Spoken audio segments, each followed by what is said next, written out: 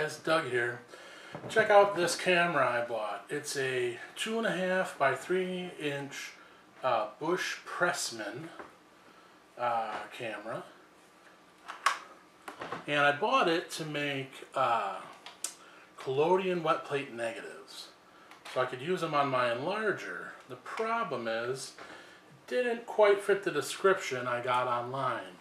It looked pretty good in the pictures, but as you can see, the leather hand strap is broken, which I don't really care about that. I don't need it for anything because it's going to be on a tripod. Collodion exposures are really long, so to try to hold this thing in your hand and get a clean exposure, it would be impossible. But the real problem with it is that the bellows is junk. It's super brittle. It's got holes in it like right here. I can put my finger inside, and that is just impossible to use really for any kind of film photography, but especially for collodion wet plate. You can't allow the light in there to ruin the exposure, especially when you're talking about exposures that could be anywhere from 2 to 3 seconds in direct sunlight to potentially minutes. So that just won't do. So fortunately, I have the ability to make a new bellows. And so what I'm going to do in this video is I'm going to recycle this cereal box here. I have children, we eat a lot of cereal. And this cardboard just goes back into the landfill. So rather than go out and buy poster board to make the stiffeners for the inside of the bellows, because that's typically what they are, is some heavyweight stiff paper, I have found that this cardboard works very well. So as you can see here, I'll show you an example. I actually made a bellows for a 4x5, an inexpensive 4x5 camera that I want to make. And you can see it crushes down nicely and everything. And it's got this really kind of shiny red outer fabric, which I have here, which is what I'm going to use for this Busch Pressman, so it can be completely unique and one of a kind. There won't be another one of these out there with metallic red bellows with gold fleur-de-lis. But this outer material is really just for show. It doesn't do much for the actual function of the camera other than look cool. But what's inside is just a matte black, and I don't know if you can see it in there. It's hard to tell. But it's a matte black finish. And that's really the fabric on the inside, the matte black and the stiffeners are what's important. You don't want a lot of light bouncing around inside there and messing up your exposure. So I'm going to take this old bellows off. I'm going to get rid of it, throw it in the trash, and I'm going to make a new one, recycling this cardboard to where it will be used for years and years to come, hopefully, and make something a little flashier and a little different. And maybe, just maybe, I'll get some new leather, at least to make a new hand strap here. Like I said, probably never going to use the hand strap for shooting, just because to hold this thing steady for a collodion or tin type photograph would be impossible. It has to be set up on a tripod. And I don't plan on cutting film 2.5 by 3.5 inch to fit into these holders. I don't know if you can buy cut film in this size anymore. You probably can find it somewhere, but I'm going to guess it's pretty expensive. And loading in a bunch of individual pieces of black and white film or even color film, and then having to do that in the dark, pull them out in the dark, all that stuff, that's just not what I'm wanting to do. So I'm going to pretty much have this camera solely for the wet plate work. So small tin types, potentially, and definitely collodion ambrotype, not ambrotype, they're collodion negatives. An ambrotype is a positive on glass, but it's the same process as the collodion negative, which of course is the negative on glass. So I can use the negatives in my enlarger and make prints from them, which is what I plan to do.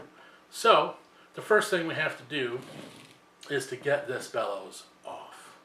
And I'm going to look around. I don't want to tear it up. I don't want to tear it into pieces right off the bat. I'm going to see if I can find the screws that are holding this thing in, and I think some of them are hidden. So I'm going to have to take the back off this thing, in which there are screws here in the corners. I'll take that off and see what kind of access I get to the back, and then also to the front. And once we get that off out of the way, take measurements off this.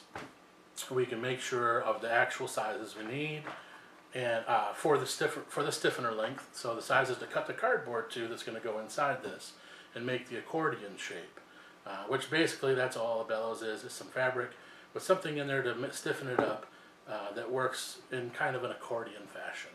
So let's get started on that. Alright, well, check it out, guys. I said I wasn't going to just tear into this thing, but I did. And that's just the way it goes sometimes. When I took the back off of the camera, in the inside here, there's first of all, they glued the back in, and there is somewhere around 15 to 20 nails, small, like cobbler's nails, kind of holding in the old bellows. So I tore the old one out and got rid of it as best I can. I'm going to make an attempt to pull the nails if it's possible. If it's not possible, I'll come up with a plan B of how to mount the rear of the bellows. The good news is, the front standard here, when we got inside, there was this plate which goes in the back, and that holds in the front of the bellows. Now it was glued too, but the glue was so old and dry it just peeled right off.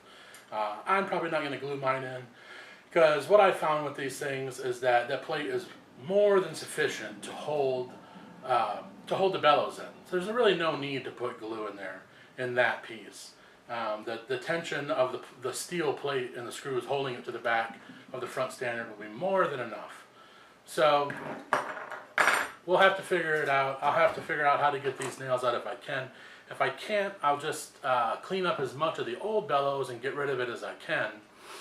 And I'll go from there, and like I said, I'll figure out another way to mount the new bellows. But ideally, I'll get rid of those nails, just to get them out of there, just so they're not underneath, causing any potential space problems. They really probably wouldn't, but I just feel better in general if I could just get them out.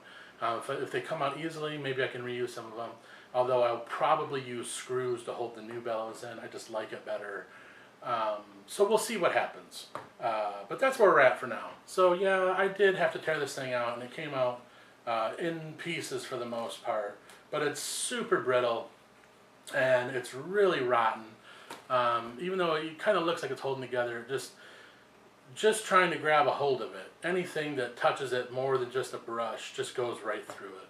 So it's really the best idea is to just get rid of it completely, make a new one, something that's pliable, something that's, you know, not all dried out and rotten, something that can last for years to come with this thing. So that's where we're at now. I've got the camera apart. I'm going to work on cleaning it up, getting rid of the old, you know, nails and the old glue and all that stuff, just to get it out of there as best I can. And we'll fit a new bellows in there so we can start using this thing again and make some nice negatives on glass that we can use to print some photos. So that's where we're at now.